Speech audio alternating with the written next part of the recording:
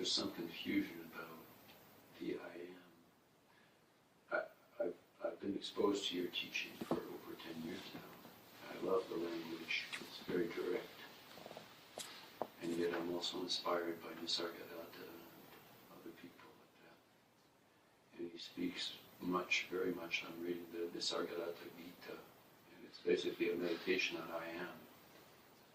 And he keeps saying, stay in the I am, which is the fulcrum between the world and the Absolute.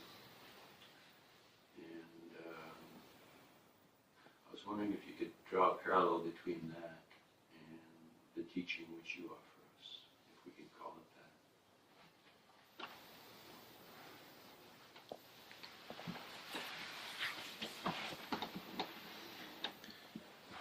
Don't compare what is incomparable.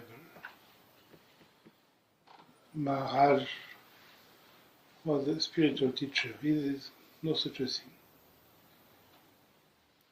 Don't compare words. Words are deluding. If you read Maharaj, you must totally surrender to his way. But to surrender means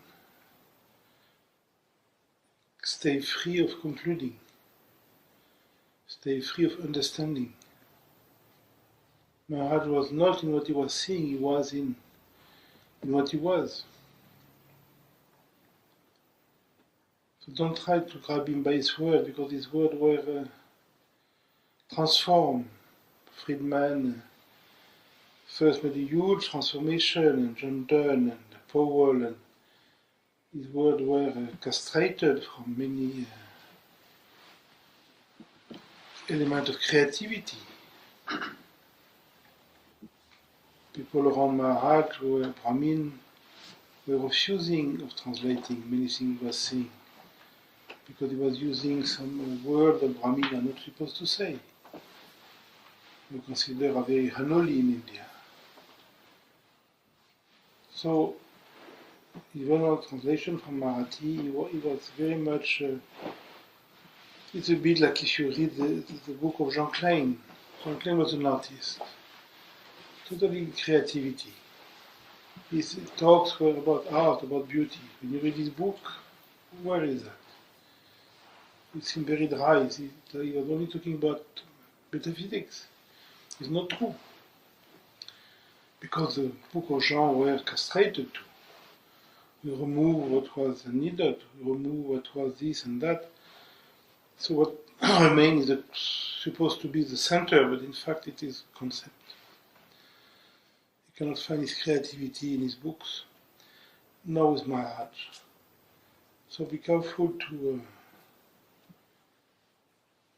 not to try to reach him by his word, because his words were really changed.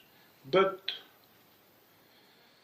because his words came from somebody free of himself, even in the worst translation, there's still something there. But you must give up the understanding.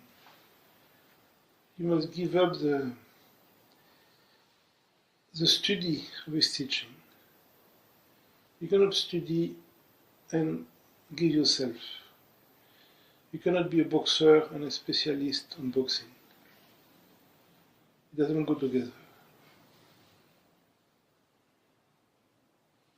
So don't become a specialist on Maharaj. Read the text, put down the book, and live with the feeling. Live with the vibration, live with the space, live with whatever comes to you. What is important is what comes to you, not what you read. What you read is a pretext. It could have been a Chinese text, it could have been an Islamic text. It will bring you back to the same experience. So forget the text and keep this joy, whatever you, uncertainty, whatever. But don't conclude. Don't say, oh, that's Maharaj's teaching. Because Maharaj's teaching was that there was no teaching. So, how to articulate this evidence came in many ways. So, you read it, then you let it die. And you keep the feeling, keep the flavor.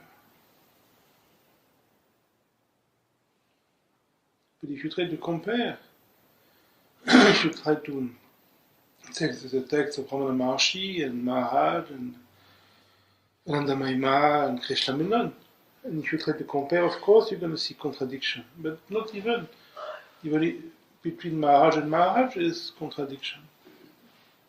Between Jean Klein and Jean Klein there is contradiction.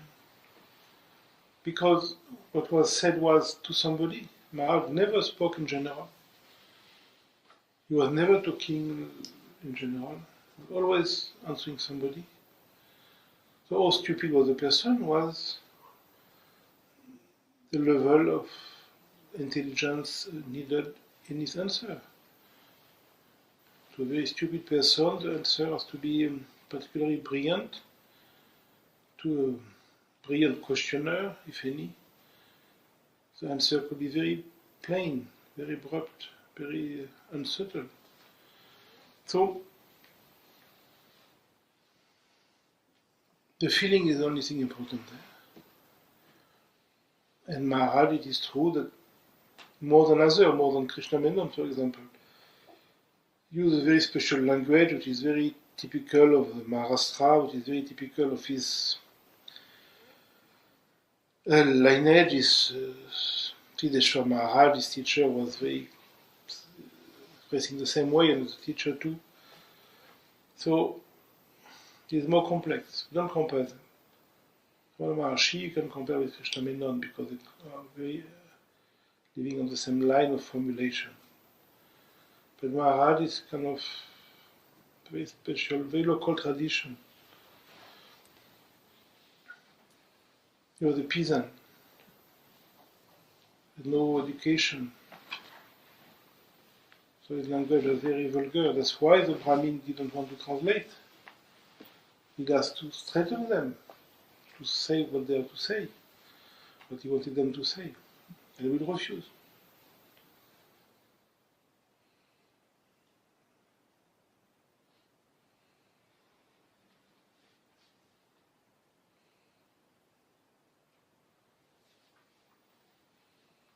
But it's really poetry. There's nothing higher than poetry. There's nothing to understand. It must make you happy. When you read Mr. Eckhart or when you read Maharaj, you must be happy. If you're not happy, throw the book away. But don't study it. Don't compare it. You don't compare Reich to Shelley. You don't compare poets.